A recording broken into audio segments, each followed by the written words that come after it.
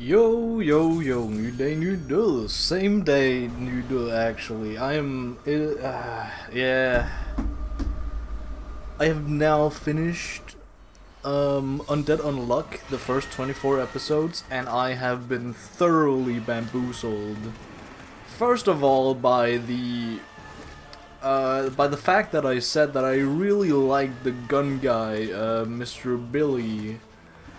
And the second I put on the show again after making a review here, he turns out to be like, basically the big bad guy of the entire fucking show, which is, that hurt me personally hard. But I have also been bamboozled by the fact that I thought that I gave this series my mark of approval, which was, I hate to say it, but it might have been a mistake, because there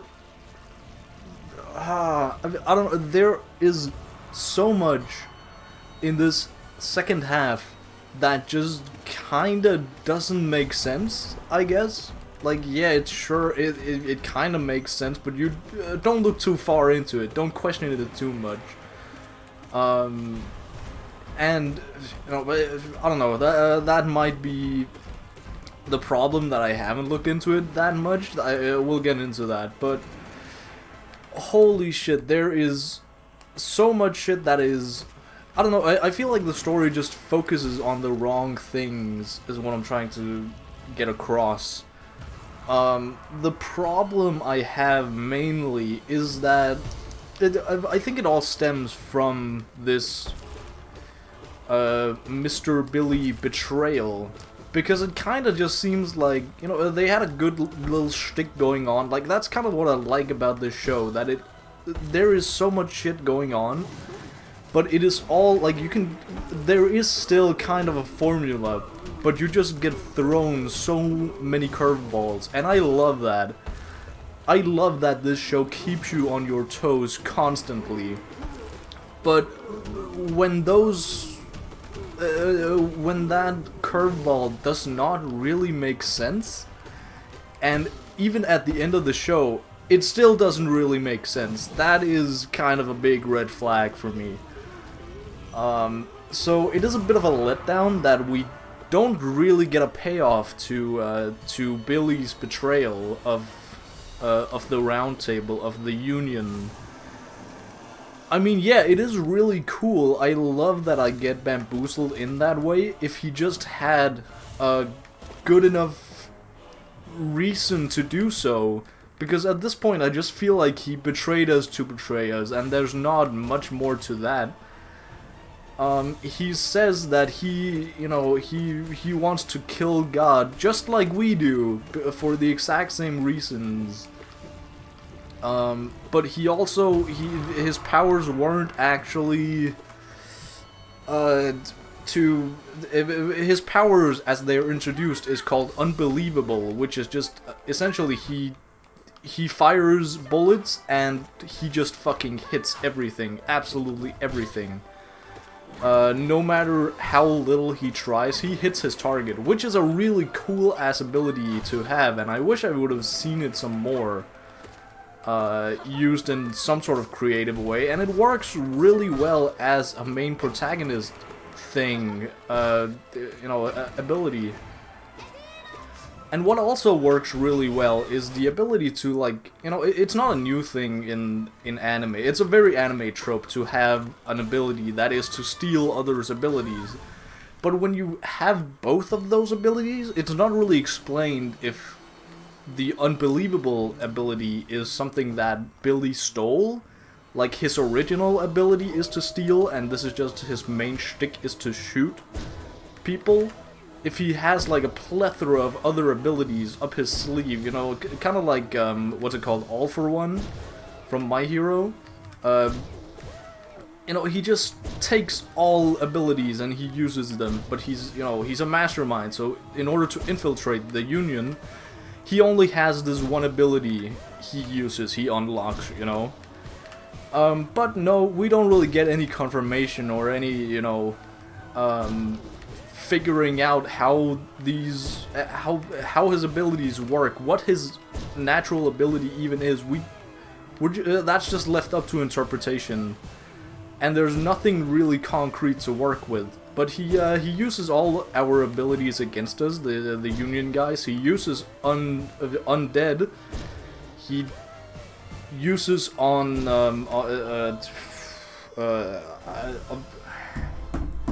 I was about to say uncatchable. The one that the little kid Top uses. War Thunder. He uses that, and he uses Injustice, which is I'm getting more and more of a grasp on Injustice, and I like it more and more because it is really just the interpretation of justice that is being changed. And if you believe enough in your sense of justice, injustice can't really do anything to you. Or the other way around, maybe. Fuck, shit. There's a lot going on in this show.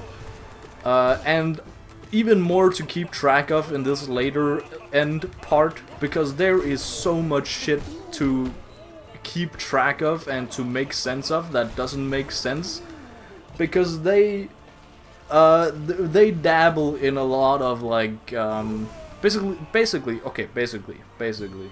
after I left you off in the first review here, we get the lore drop, of course, that Billy is the bad guy. We try to stop him, we kinda don't succeed, but we get Apocalypse. We get the book Apocalypse, he gets the round table. So it's a split. It's a tie essentially. Then we get from Jewish, the leader, Injustice. We get the lore drop that, oh yeah, this entire world is in a loop.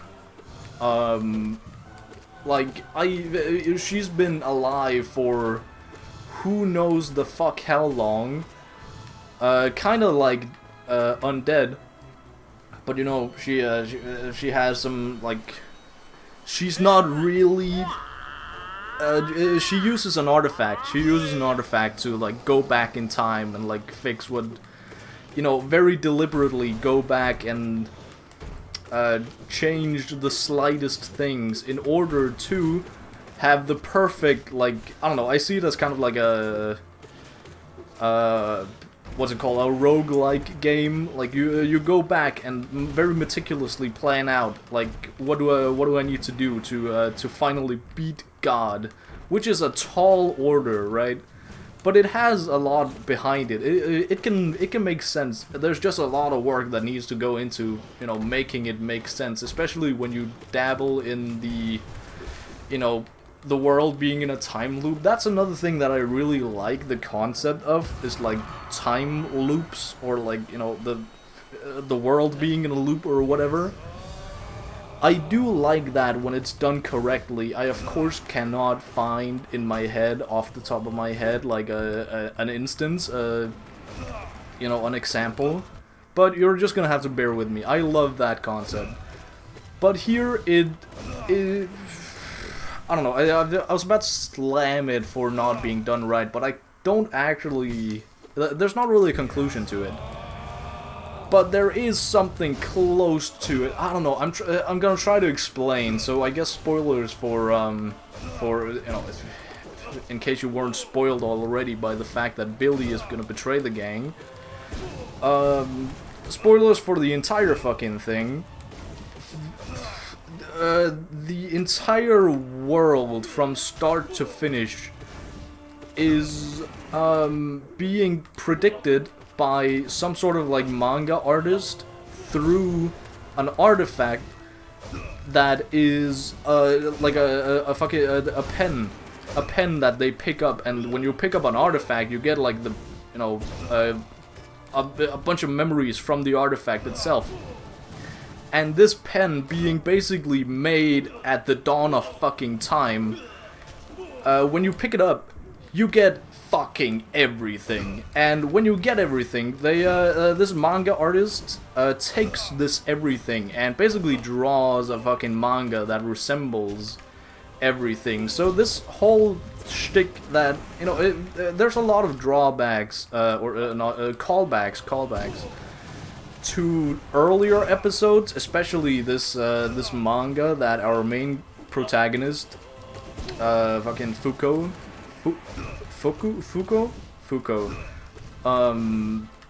reads and loves. We get the lore drop that it is actually this manga that is supposed to resemble the future or the past and the future, or like what happened, but also not really. There's another manga going on, and there is this whole thing of like when the manga artist picked up this pen, they turned invisible to the entire world, but their mangas did not, or something like that at least, but only like once they were manga, because there was a flashback at some point when she just picked up the pen where her paintings, her art was not visible to anyone, at least not to her mother, because she kind of just disappeared, and they had this moment where, you know, a pretty cool moment, pretty cool setup, but they were fucking ass at, you know, payoffing that moment, because it just kind of creates loopholes. There is a lot of like questionable actions being taken in the storyboard room here. Also, I don't know, they try so much to explain the abilities of first of all this manga artist, this pen. Which kind of makes sense, right? Sure, it's not really an ability, it's just a byproduct of the pen being an artifact and then rushing memories into somebody else. That then kind of burdens shoulders the burden of saving the entire world, because they now know that the world is in a time loop. Is this person a part of the time loop? Have they also been alive for like 5 gazillion years? I don't know. That is never really told to us. I don't think so, because, spoiler alert again, she ends up, they end up dying at the end, because they have this like grand master plan. Which involves giving like some sort of life energy to one of the bad guys, who is actually kind of a good guy. You know, there's still that like questionable gray morality to the entire show, which I appreciate. That's not a bad thing at all. Water break.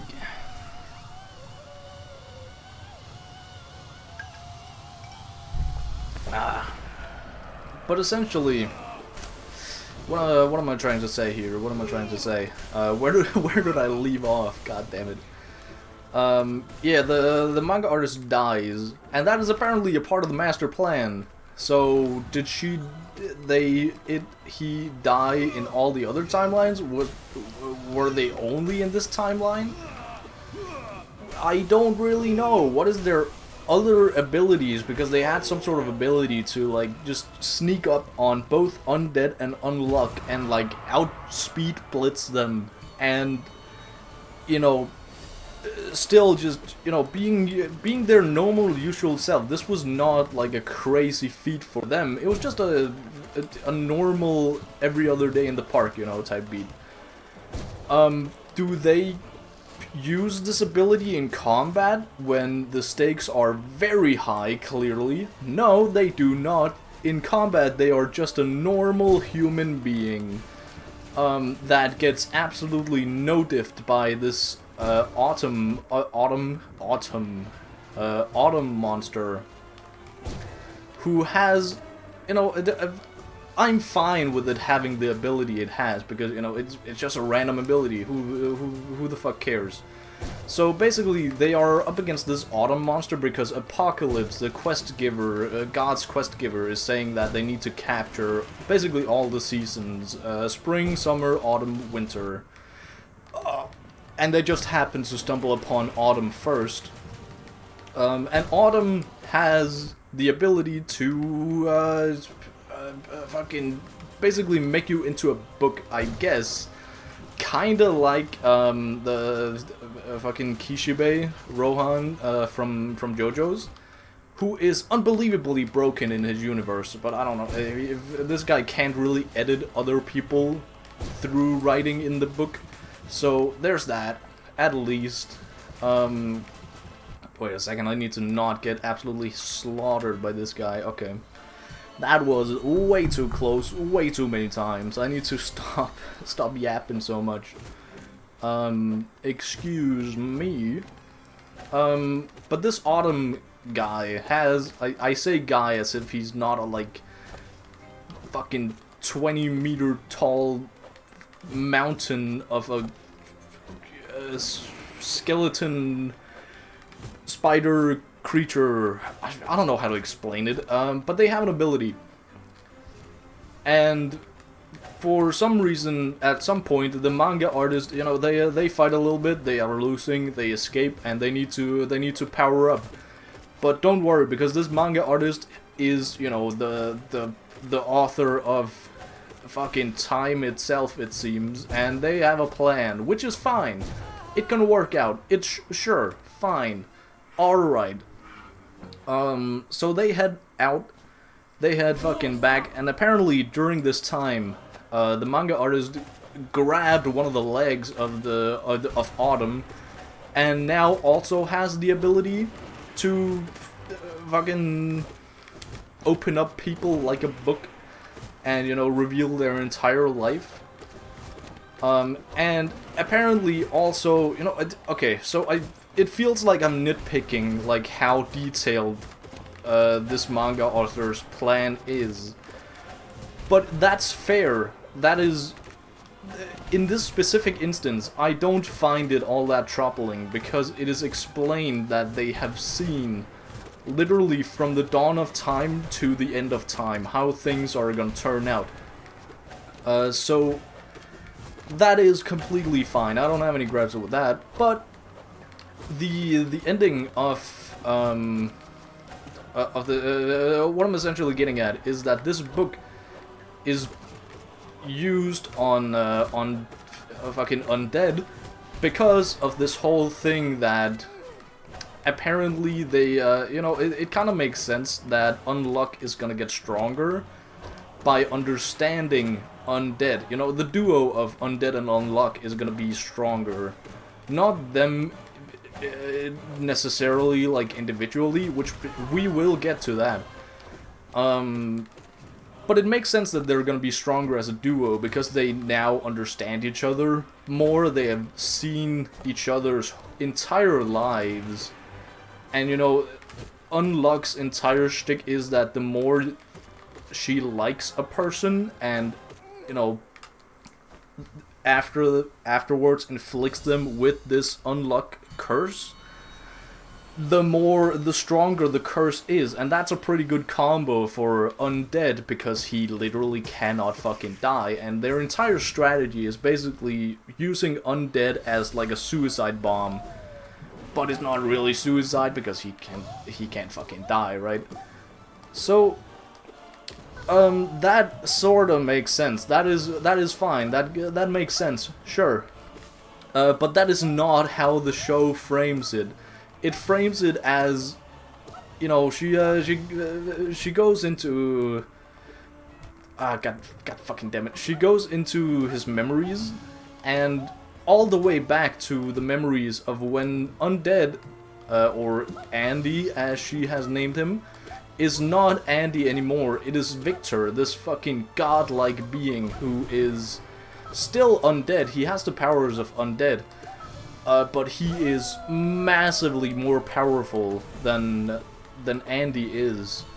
And, you know, essentially the whole shtick is that she goes into the spirit. She goes in and sees all his memories through this, like, spirit ball or something like that. I don't really know how that works, but it works. It's one of those things that the manga author has planned, so that's fine. I don't have gripes with that. I don't have gripes with the setup. I have gripes with the payoff. Water break. God damn it. Ah, shit. I was close. So all of the time that they are in there, when she finally gets, when Unluck finally gets to meet and see Victor, the other evil part of her partner here, it kind of turns into like a race or something, I guess, some sort of like game for him, because he realizes that there is something terribly wrong here, and by being in his memory, she needs to fuck off, because there's clearly something really wrong here, because he doesn't know at that point that he's gonna be turned into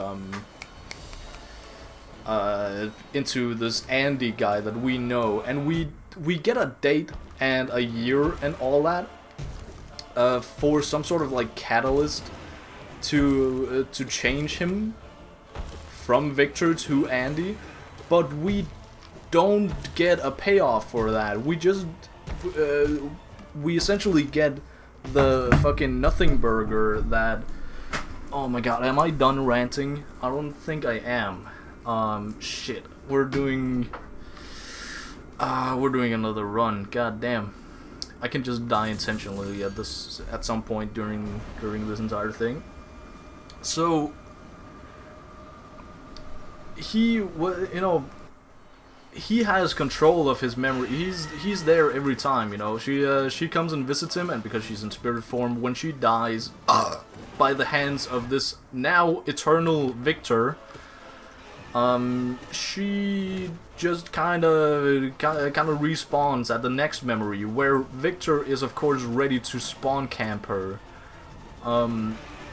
And essentially, you know, yeah, she spent some time with Andy here, but you know, once she meets Victor, the entire thing turns around, and she is spawn camped by Victor over and fucking over again, until the day that she actually meets, you know, in like literally the first episode, when she's about to commit the big suicide, and she is stopped by Andy, our fucking guy. But you know, now it's not Andy that shows up, it is Victor. But actually, hold on to your horses for a second. Andy also shows up, question mark. They're both there, so both Andy and Victor are there, as if they are not the same fucking person. And like, okay, yeah, I guess, because it's like the, you know, the spirit of them, and they're like so far apart that they could be considered two different people. Like, yeah, okay, I guess. It might be explained later how that works, in terms of like explaining the book thing and how that works. Spoiler, it's not explained. It's also not explained really if this is the Andy like from the present as we have seen him, or if it is the Andy that we meet in episode 1, because there are many contradicting things about, you know, it could be either of those two, because essentially we get told both, one, that this Andy does not know who Unluck is, and yeah, but you know, but he knows that because she's here in his memories, that she must be important somehow, and he also does not like this Victor fucking guy, so he's just gonna pick sides here and, you know, lay down his life for Fuko, that was her name. But we also get told that too, he, through this book, has had some sort of power-up, and like all the time he has spent with Fuko has given him a new perspective, like a new reason to live, essentially, you know? That's at least what I've determined, or I've come to the conclusion that was the point.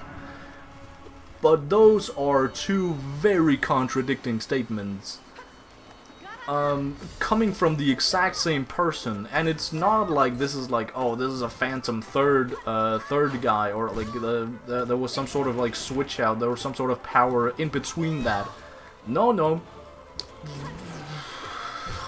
I don't know how the fucking book works, and I do not know how they got this power up, because they both got their individual power ups, like, you know, Unluck Fuko got like somehow better at controlling her unluck. Not that much better, to be fair. She didn't get much of a power up. She just ended up liking Andy much more, and that's kind of the power up in and of itself, which is fine. That was the power up I hoped for. But apparently now Andy also has a power up, and he basically just alone by himself as he is, base Andy, can go toe-to-toe with Victor, this god among men. And yeah, sure, it makes sense because it's himself, but there's not a reason he would have a power-up. He just got it because he's like the main character or whatever. That's basically the only reason I can think of. Like, why would he have this power-up? Who knows? Oh, and that is probably the biggest issue I have with this show, because it has been so good so far at handling like the power system and the battles and all of that, and also like the internal struggle of the people, like the morality of people. But like this specifically, I don't know what happened, but they fumbled hard.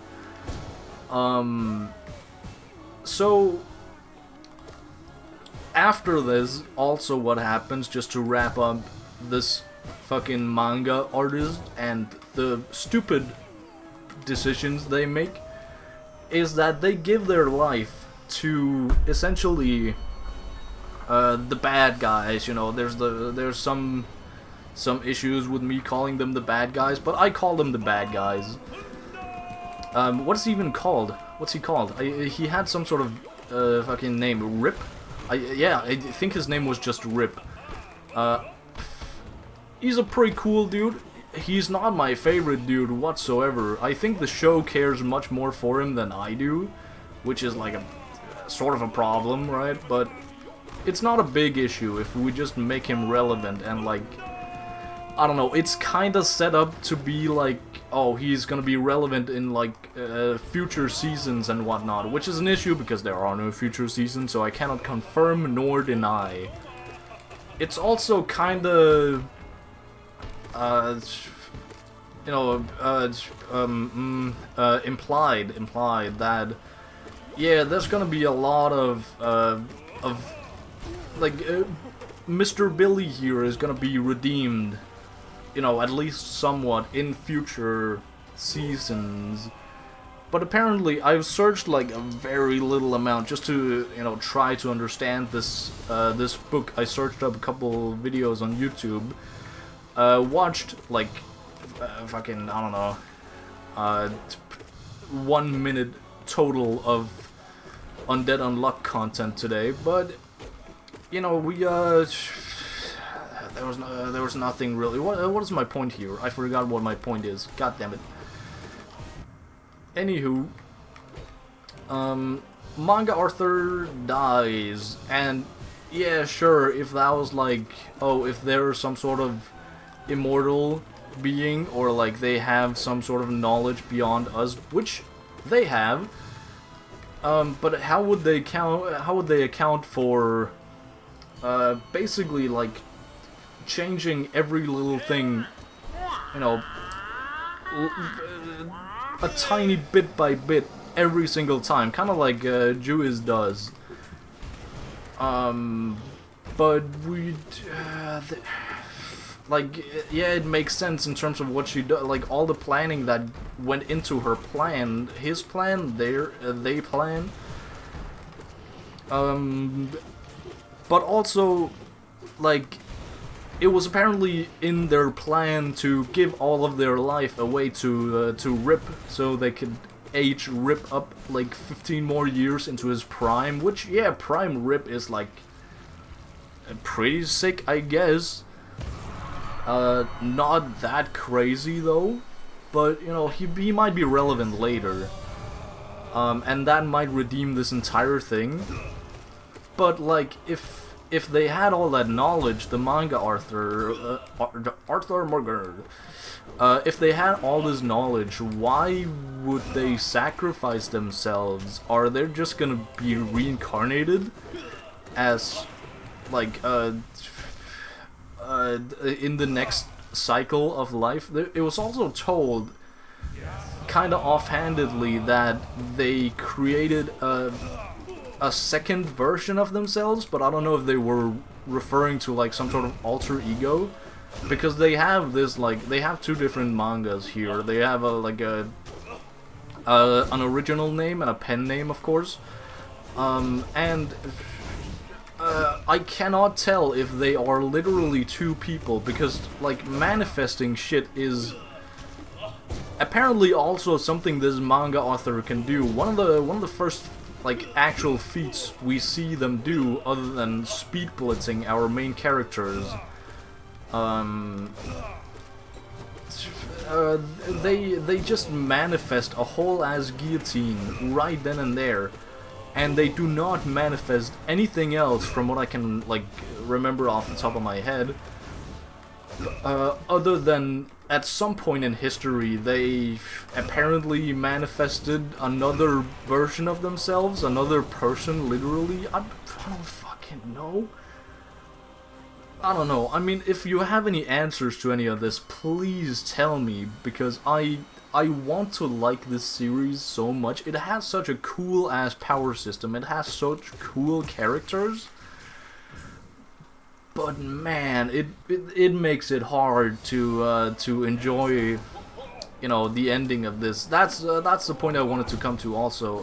The watching YouTube videos. The consensus I have from just seeing thumbnails is that the manga has also ended, and people are not fucking happy about the ending. I don't know if they're not happy about the ending of the anime or the ending of the manga. That's, I don't know, I haven't watched the videos, but that's what I think, is that they are not happy with the ending of the manga. Which I also haven't heard a single thing about, just like the anime. I haven't heard a single thing about the manga ending. But, shit, water break. So I don't really know what, goddamn,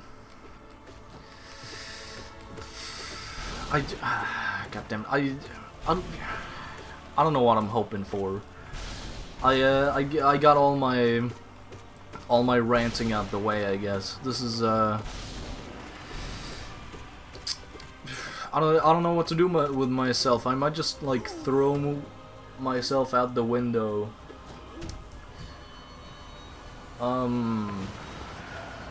Yeah, but I guess I'm done with Undead Unluck for now. I also just binged through the entire thing in like a fucking less than a day. So yeah, today has been productive. Today has been a canon day, I guess. Pretty cool, pretty swell, pretty awesome, pretty cool. I don't know what I'm gonna watch next, really. I just kind of stumbled upon. My bad, gang. I just kind of stumbled upon this freaking goddammit, I'm losing so many hearts here. I don't know, I might just stumble upon another, or I might pick up the Fighter Force again, because that's kind of what I've been, I don't know, very on and off been watching for the past like couple months. I don't know, it's just been a long while since I've watched it, so it feels awkward to pick up again, even though I remember exactly where I left off. Like, kinda in the middle of, some sort of, like, the kid from Season 1 that was, I don't want to say poisoned, but, you know, he was successfully turned into, you know, not an infernal. He survived the infernalization, and he's at a facility right now that, you know, Shinra was also at, and that, fuck, is he also called Victor? the scientist guy that is actually like a mole to this company and also works with Joker. He is there. But this boy is being held there, and they're trying to rescue him. But like, it's basically a three-way struggle because he's also the one more of the pillars that the evangelists really want to get their hands on. I'm gonna die, like, you know, right here, and you cannot stop me. But it's basically a three-way fucking battle between these three factions, very opposing factions, but like, yeah, they could all team up technically, just depending on like who's winning at the moment. God damn it, like, shit. I'm not gonna heal throughout this entire battle. We'll see how far I go. I don't know. I'm done with my rant. I just wanna go to bed, honestly. I don't know. It's not even that late, but I gotta get used to being up early. I gotta, the next like 5-6 weeks, I gotta be up at fucking 5 AM to be at work at 6. It hurts. It hurts being employed, but you know, hopefully, I don't know what I'm hoping. So, yeah, that's probably, I don't know. I should probably just watch Fire Force. Let's get through that. Because it is pretty fire, pun very intended, but it is really good. And I don't know, I just wanna dopamine max, I guess. Just got done with Psalm 100 also, which I guess I could talk about, but now I feel like it's too late. Psalm 100 was really fucking good. And I also just finished that, so I have finished like 3 series in 1 week, and got done playing Elderfield demo and got done replaying Red Dead. So I am on the dopamaxing grind, and continuing to do so with watching Fire Force probably, or just, you know, yet another like 12 episode anime about something. I don't fucking know. Anyway, yeah, we're done here. Good night, gang. Big smooches all around. Bye.